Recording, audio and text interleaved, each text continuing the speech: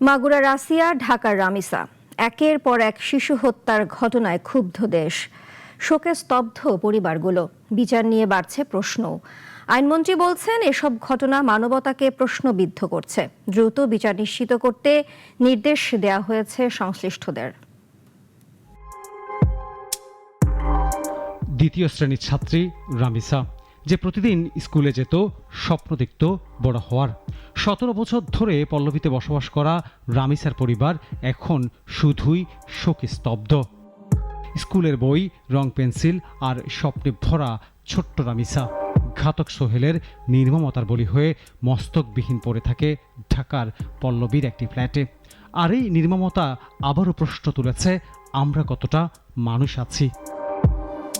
কন্যা সন্তান হারানো বাবার হতাশা এখন যেন পুরো সমাজের প্রশ্ন। বিচার কি সত্যিই হবে, নাকি সময়ের সঙ্গে আছিয়া, পূর্ণিমাদের মতো আরেকটি ঘটনায় চাপা পড়ে যাবে? না, আমি সেটা বলছি না। বিচার সকালে সচিবালয়ে এই নিয়ে কথা বলেন আইনমন্ত্রী আসাদুজ্জামান। জানান, মাগুরার আছিয়া, ঢাকার রামিসা সবকিছুই মনুষ্যত্বকে প্রশ্নবিদ্ধ করে। এমন অপরাধ কোনোভাবেই আনচ্যালেঞ্জড হতে দেয়া হবে না। ঘুণে ধরা সমাজ একটা, সেটা মনে করা যায়। এটা মানুষের মনুষ্যত্ব হারানোর একটা জায়গা। যারা এই ধরনের অপরাধের সাথে সম্পৃক্ত, এখানে সেই অপরাধীদেরকে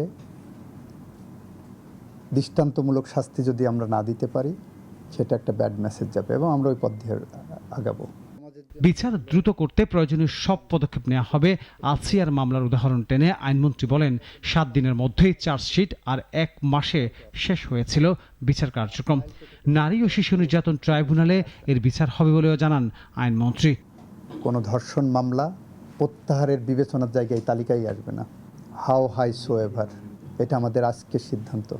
সুতরাং আমাদেরকে একটু দেখেন আমরা সঠিক পথ ধরে আগাচ্ছি কিনা। আপনারা আছেন, আপনারা আমাদেরকে সহযোগিতা করবেন।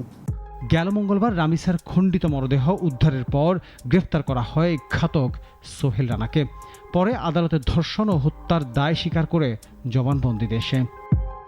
আনোয়ার হোসেন, নাগরিক, ঢাকা। রাজধানীর পল্লবীতে 7 বছরের শিশু রামিসা হত্যার ঘটনায় দ্রুত তদন্ত করে প্রতিবেদন জমা দেবে পুলিশ, এমনটাই জানিয়েছেন স্বরাষ্ট্রমন্ত্রী সালাউদ্দিন আহমদ। দুপুরে সচিবালয়ে সাংবাদিকদের তিনি এ কথা জানান।